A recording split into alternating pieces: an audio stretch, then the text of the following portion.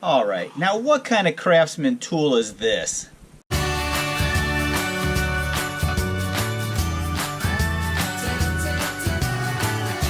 was going through my tools the other day and I found all this stuff that I've kept for years. I don't even know what half of it is. People give it to me, or I'll pick it up at an auction or a garage sale. Like this file thing.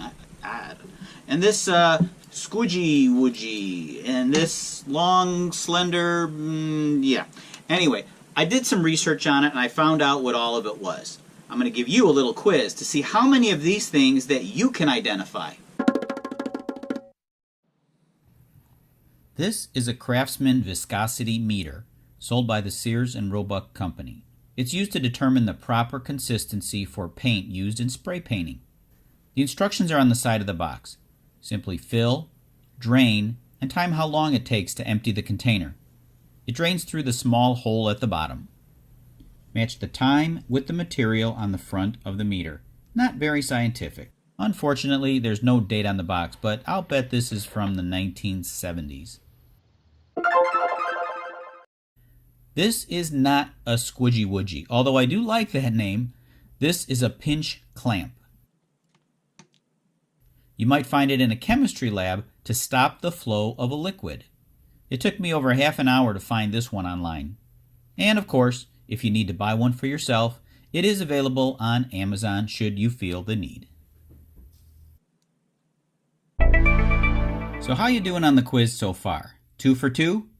Let's see if you can figure out what this is used for. It looks like a screwdriver, but it's more than that. It's a non-magnetic screw-holding screwdriver. If you're working on some electronic components that are sensitive to magnets, this might be your only option. Here's how it works. You push the back end forward. Insert the flat end into the screw head and push. This opens the jaws, gripping the screw head. Now I work with tools almost every day. I can't remember one time when I said to myself, I wish I had a non-magnetic screw-holding screwdriver. But if anybody out there needs one, let me know. This is called an anti-static grounding strap. When you're working on static-sensitive devices like computer memory chips, it's a good idea to use one of these. After making the wrist strap snug on your wrist, snap on the cord. The alligator clip will get clipped onto something metal that's grounded. For example, if you're working on a computer, you can clip it to the metal frame, but it's only effective if the computer is plugged in. Here's a tool that's over 100 years old. It's a clothes iron. You'd heat this up on a stove or in a fire, then snap on the handle and iron away. The iron usually came with 2 or 3 cores and sold for about $2. While one was being used, the other was getting reheated. These were pretty much fading out by the 1920s.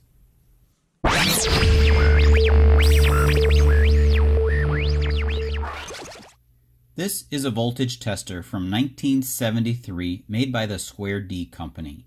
It looks a little different than the meters of today.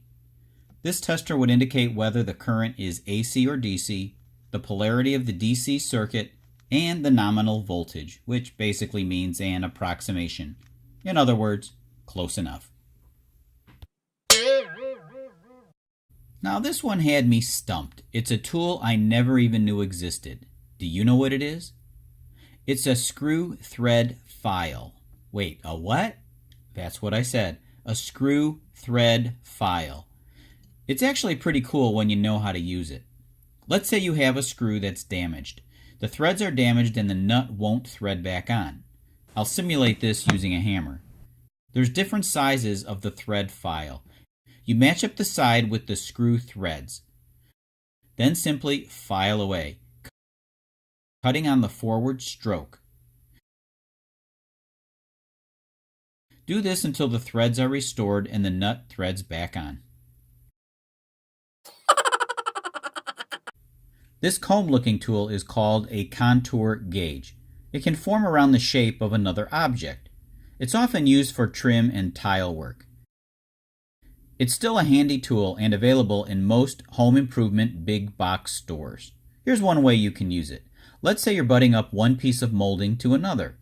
Press the gauge down onto the trim and it magically takes the shape. Pretty cool, huh? Now you can transfer that shape onto your trim piece. Next, using a coping saw or bandsaw, cut out the shape. Now you have almost a perfect match. This is a great tool when working with glass panes or picture frames. It's a diamond point gun.